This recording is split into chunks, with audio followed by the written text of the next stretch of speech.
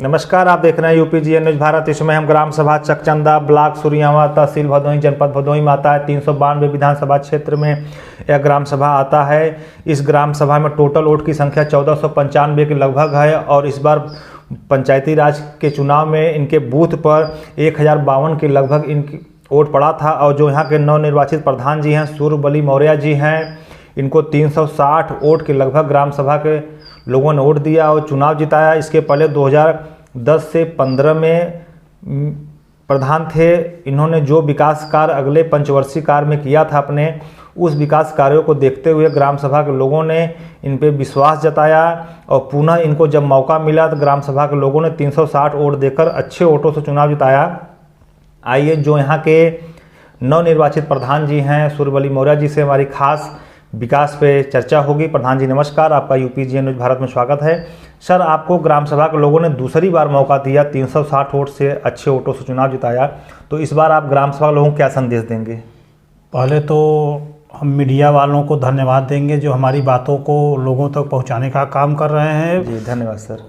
उसके बाद दूसरी बात तो जनमानस, ग्राम सभा के जनमानस को बहुत बहुत आभार, बहुत बहुत बधाई, बहुत बहुत धन्यवाद जो हमें दोबारा मौका दिए हैं ग्राम सभा का नेतृत्व करने के लिए। और जिस विश्वास उम्मीद के साथ हमको नेतृत्व का मौका दिए हैं, हम उनके साथ लगे रहेंगे, उनके कदम से कदम मिला करके कार्य करेंगे, उनके विकास के लिए हमेशा तत्पर रहेंगे। जी सर, मैं ग्राम सभा में पहुंचने से पहले कुछ लोगों से जांच पड़ताल की आपके बारे में। कुछ लोगों ने बताया कि आप माननीय डिप्टी सीएम केशव प्रसाद मौर्य जो मुख्यमंत्री हैं, उनसे आप मिल के अपने ग्राम सभा में पीडब्ल्यूडी के तहत अपने ग्राम सभा में आपने रोड बनवाया, जबकि और ग्राम सभा में ऐसी रोड नहीं बनी हुई है, केवल इंटरलॉकिंग खड़ंजा रहता है। आपके ग्राम सभा में पिच रोड बना है, ये आपकी देन है, ग्राम सभा के लोग कहते हैं, तो इस पर क्या कहेंगे आप? जी, हमारे माननीय डिप्टी सीएम केशव प्रसाद मौर्य जी से मुलाकात हुई और हमने प्रस्ताव रखा और वो प्रस्ताव पे हमको अपना पीडब्ल्यूडी द्वारा हमको रोड निर्माण दिए और आगे कार्य के लिए आश्वासन भी दिए हैं। और आगे अब बीजेपी की सरकार बनती है तो फिर दोबारा और मौका हमको मिलेगा काम करने का, गांव का विकास करेंगे, एक गांव को एक आदर्श ग्राम सभा बनाने का टारगेट लक्ष्य बना के चल रहे हैं। और ग्राम सभा में सड़कें, नाली, खड़ंजा सब एकदम विधिवत अच्छे से, इंटरलॉकिंग का कार्य, खड़ंजा का कार्य, सड़क का कार्य, सोख्ता कार्य, मतलब सब काम विकास का चल रहा है। जी सर, अभी आपको 8 महीने प्रधान बने हो गया, 8 से 9 महीने इस बार, तो अभी सर कुछ कार्य, विकास कार्य अभी चालू हुए हैं कि अभी क्या विकास कार्य? अभी हमारे यहाँ सामुदायिक शौचालय और नाली, खड़ंजा, शोकपीठ, विद्यालय का सुंदरीकरण, जी तो ये सब तमाम काम है, वृद्धा पेंशन, विधवा पेंशन, विकलांग पेंशन, आवास, सब काम चल रहा है। जी, काम काफ़ी प्रगति पे है। जी। सर, सरकार की प्रथम मंशा यह है कि हर ग्राम सभा में पंचायत भवन, जिसे मिनी सचिवालय का रूप दिया गया, और वहाँ पे पंचायत सहायक बैठेंगे, सेक्रेटरी भी बैठेंगे, प्रधान भी बैठेंगे, सारी व्यवस्थाएं ऐसी हैं। तो सर, पंचायत भवन आपके कार्यकाल में इस बार नया बन रहा है कि पहले से बना हुआ है? नहीं, हमारे यहाँ पंचायत भवन बना हुआ था, जर्जर हो गया है, उसका एकदम पूरा वो ख़त्म हो गया है, छत से पानी गिर रहा है, दीवार फट गई है, उसका मरम्मत करवाने के लिए हमने आवेदन किया है। अभी तक हमारे यहाँ धन नहीं आया है, जिसके सापेक्ष में भी काम नहीं हो रहा है। जी सर, स्वच्छ भारत मिशन के तहत जो मिनी शौचालय होता है 12,000 रुपये वाला, जिसे इज्जत घर का नाम दिया गया, वो लगभग आपके ग्राम सभा में सर कितना बाकी है? क्योंकि आप 15 से 20 वाले में आप प्रधान नहीं थे, तो सर उसी समय यह योजना आई थी, तो इस समय सर आपको ग्राम सभा में कितना बाकी है अभी?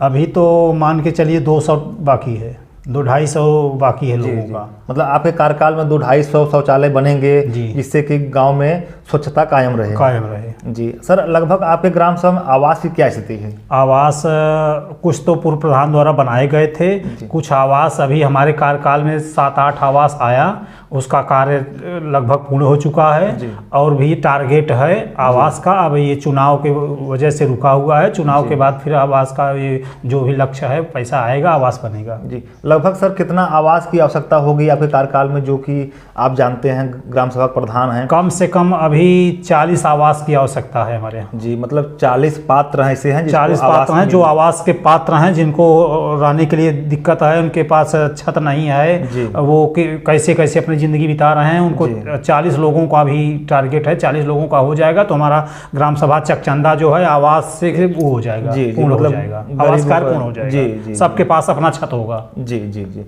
सर, पेंशन की समस्याएं रहती हैं गाँव में जी, वृद्धा पेंशन, विधवा पेंशन, विकलांग पेंशन, क्योंकि ये पेंशन की समस्याएं सर प्रधान के माध्यम से दूर हो जाती हैं, क्योंकि सर जो वृद्ध हैं सर उनको ब्लॉक तहसील मुख्यालय जाने में समस्याएं होती हैं, कौन से कागज़ को कहां से हम क्या करें, तो इसीलिए सर सरकार पंचायत सहायक की भी भर्ती गांव में की है, और कंप्यूटर ऑपरेटर मतलब वो हैं अपना कंप्यूटर चलाएंगे, ऑनलाइन करेंगे, सारे कामों को देखेंगे, तो पंचायत सहायक की भर्ती सर हो चुकी है। पंचायत सहायक की भर्ती हो चुकी है सर, निष्पक्ष एकदम निष्पक्ष, उसमें कोई दिक्कत नहीं, मतलब कोई कुछ मेरिट जिसका हाई था उसका हो गया।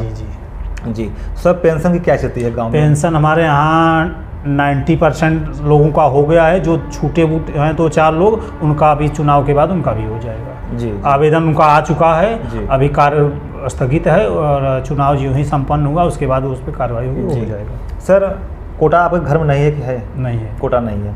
सरकार 2 बार राशन दे रही है।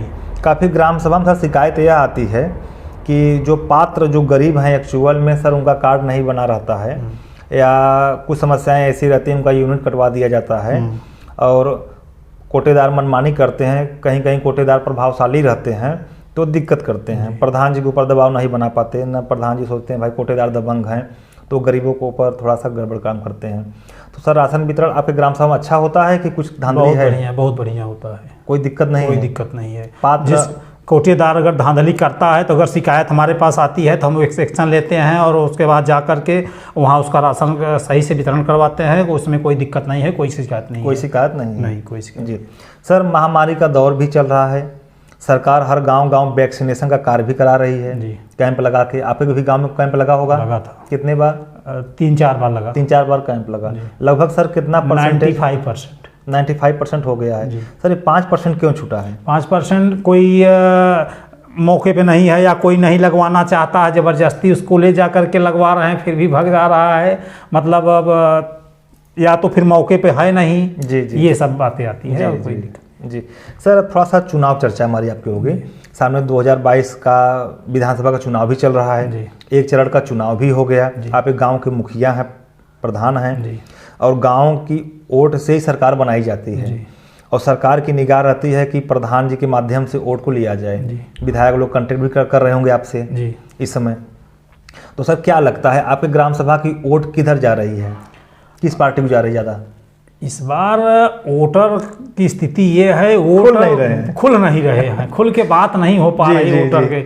अब कहीं न कहीं उनके अंदर कुछ है जो अब बदलाव की स्थिति है या यथा स्थिति रखेंगे, वोटर किसी को बता नहीं रहे हैं इस बार। जी सर, मतलब आप ग्राम सभा में किसी पार्टी का प्रचार कर रहे हैं? नहीं, पार्टी का प्रचार तो नहीं कर रहे हैं हम, अभी डिसाइड हो रहा है, अभी कुछ कैंडिडेट बाकी भी हैं, प्रत्याशी नहीं आ पाए, कम पार्टी नहीं उतार पाई है, उसके बाद और हम प्रत्याशी हमारे यहाँ हमारे विधायक रविन्द्रनाथ त्रिपाठी जी हैं, हम लोग बढ़ चढ़ के हिस्सा लिए थे, अगले चुनाव में उनके साथ रहे थे, और फिर मौका मिला है, फिर देख रहे हैं। जाहिद बेग जी भी हैं सपा प्रत्याशी, और ये भी हैं।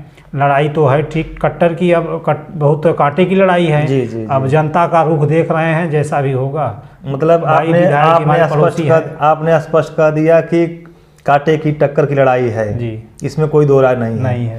जैसा कि आप लोगों ने देखा कि हमारे साथ प्रधान जी हैं चकचंदा ग्राम सभा के सूर्यावा ब्लॉक के, इन्होंने विकास काफ़ी अच्छा गांव में किए थे 2010 से 15 वाले में, इसके बाद 15 से 20 में प्रधान नहीं थे, फिर 21 से 26 वाले में प्रधान हैं और विकास कार्य चालू कर दिए हैं। इन्होंने बताया क्या क्या काम चालू हुआ है। दूसरी चीज़ चुनाव चर्चा हुई, इन्होंने स्पष्ट कर दिया भाई प्रधान हैं, काफ़ी अच्छा अनुभव है, गांव क्षेत्र से काफ़ी जुड़े हुए हैं राजनीति से। इन्होंने स्पष्ट कर दिया कि यहाँ पे इस विधानसभा सीट पर काफ़ी टक्कर की लड़ाई है। प्रधान जी, आपसे विकास कार्यों पर बात करने के लिए, चुनाव पर चर्चा बात करने के लिए आपका बहुत बहुत धन्यवाद।